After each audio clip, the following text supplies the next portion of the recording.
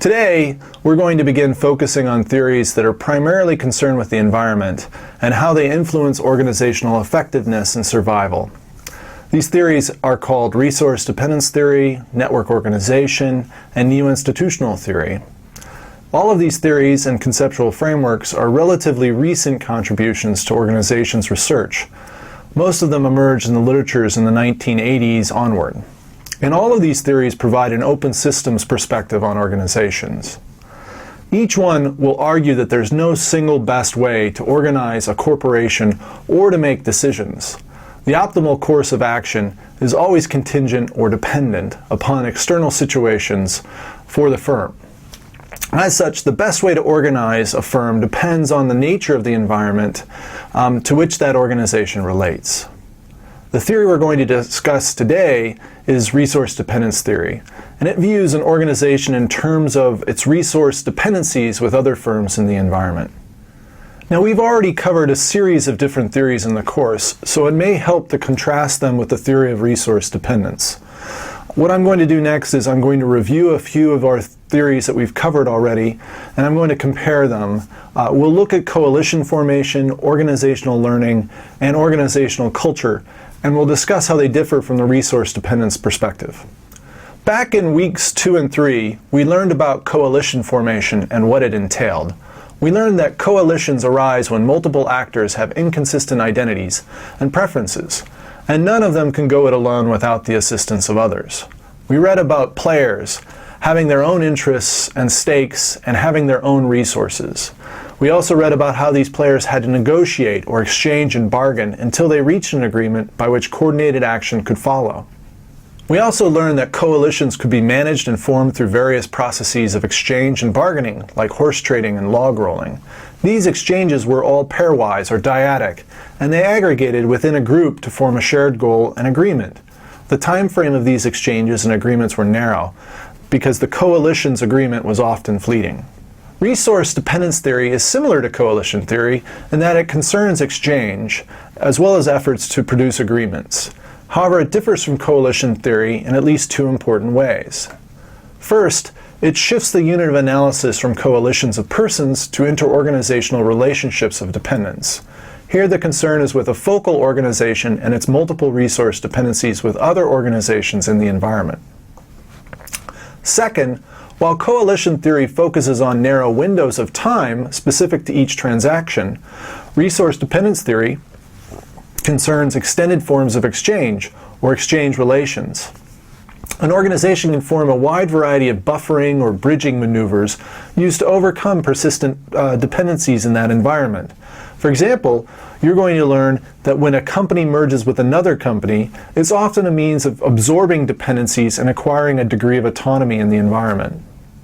These dependence relations can also be asymmetric. In fact, managers of resource dependence actively seek ways to render other firms dependent on them, but not vice versa. So with resource dependence theory, we have an egocentric view of an organization trying to acquire the best exchange relations it can within an environment of potential partners. In prior weeks, we also discussed organizational learning.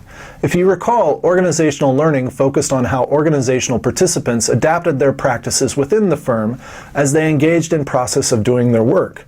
This was facilitated by efforts to encode best practices into organizational memory, and by communicating about practice in local communities of practice, and by communicating outwardly in networks of practice beyond the organization. Managers of organizational learning try to develop employee concern with improving practice and by forging social relationships and interactions that facilitate knowledge implementation and transfer. Most of the emphasis lies in local adaptations of routines, and as such, the argument is that internal adaptations, learning by doing, is the main means to understanding and expertise. Resource dependence theory has some similarities with organizational learning. Like organizational learning, resource dependence theory focuses on the technological core of an organization.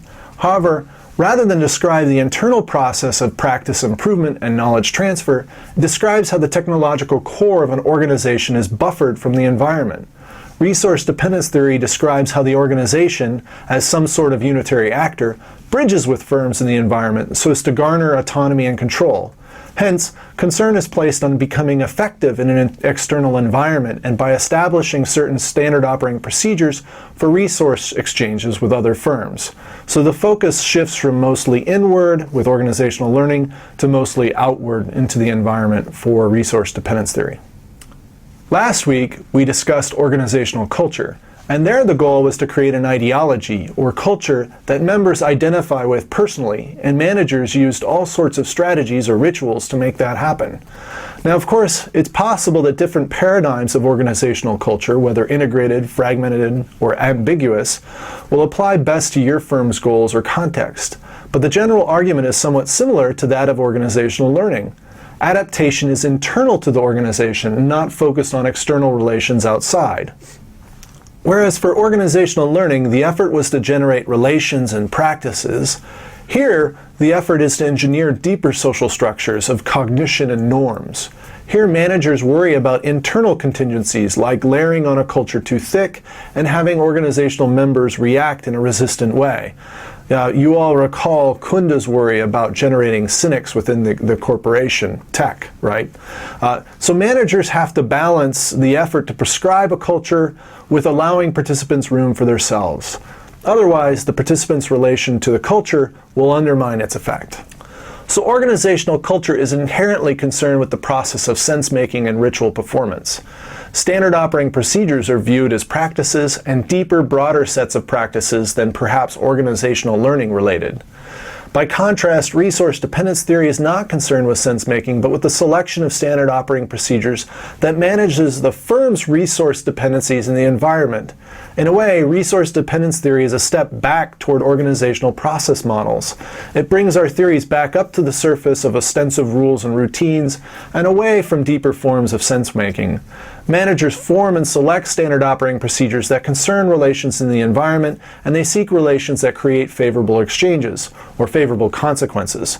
So resource dependence theory is a step back toward the logic of consequence in that regards.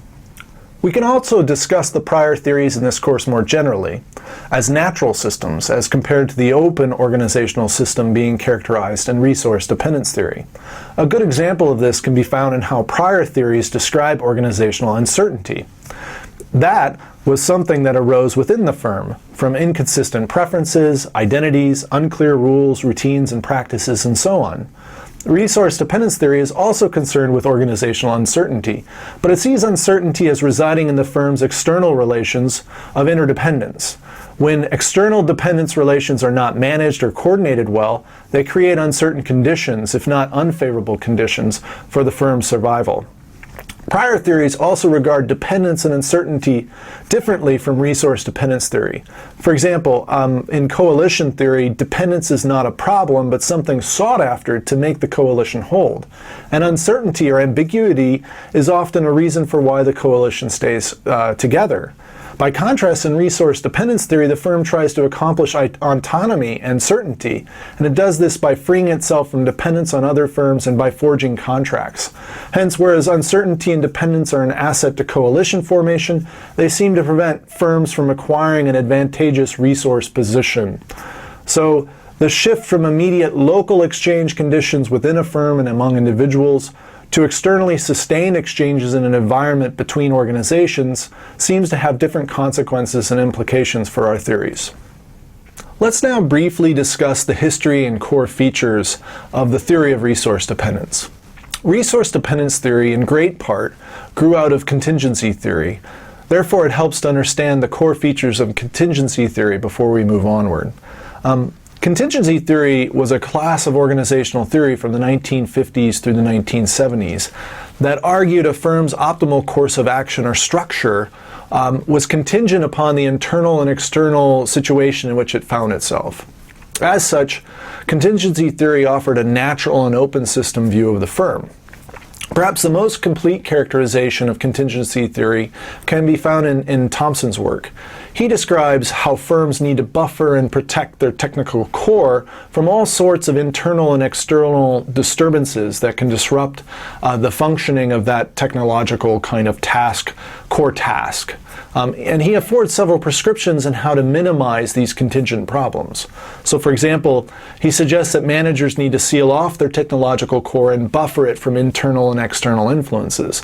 And he thinks managers can do this and prevent it by distinguishing both the input acquisition functions, such as supply, and the output disposal functions, such as sales, from the technological core. He also advises on internal strategies of the firm that might include things like stockpiling and smoothing, or internalizing uncertainty through growth, thereby absorbing uncertainty. He even suggests external strategies like maintaining alternatives and minimizing dependence. And specific examples of this are co-opting, contracting, and joint ventures. So we see a lot of characteristics within contingency theory that are going to hold on into resource dependence theory. Resource dependence theory builds off contingency theory and greatly elaborates on maneuvers that firms can use to manage disturbances in the external environment. Resource dependency theory was founded by Jeffrey Pfeffer and Gerald Salancic. And according to Pfeffer and Salancic, organizations modify their boundary so as to manage disturbances in the external environment. So in this case, the firm's central goal is effectiveness in a context or environment. So it's survival and effectiveness in this context. So this is different from organizational learning, where internal efficiency and improvement is the focus. Resource dependence theory is primarily focused on relations with the external environment rather than on ones within the firm. And as such, resource dependence theory views organizational conditions in a particular way. It presumes there's an environmental determinism, which means that an organization's behavior can be explained by looking at the organization's context, such as external constraints and controls. It also assumes that an organization's specific goals are contingent on dependence relations that keep it alive. So these are the relationships that secure its necessary resources. Within this context of resource dependencies, the firm's general goal is to find greater certainty, so relationships that persist and are clear and advantageous, as well as autonomy. So they're looking for relations that render them independent or in control. Last, organizations are viewed as responding to resource dependencies in at least two ways. They can either comply and adapt to these dependencies, or they can avoid and manage them. So what are the core features of resource dependence theory? One of the most important features of the theory concerns the resources involved and how they establish dependencies. To identify resource dependencies, it helps to ask, what are the key resources in an environment? Who controls the resources in question? Resources come in a variety of forms, and they're valued differently depending on their importance and availability, and they differ in terms of who has discretion and control over them. There are various types of resources that firms depend on, such as physical materials. These might be actual materials the organization builds a product from. But firms may also depend on technical resources like information or knowledge as well. And last, they may depend on social resources like prestige and reputation that enable them to survive. All these resources can vary in value.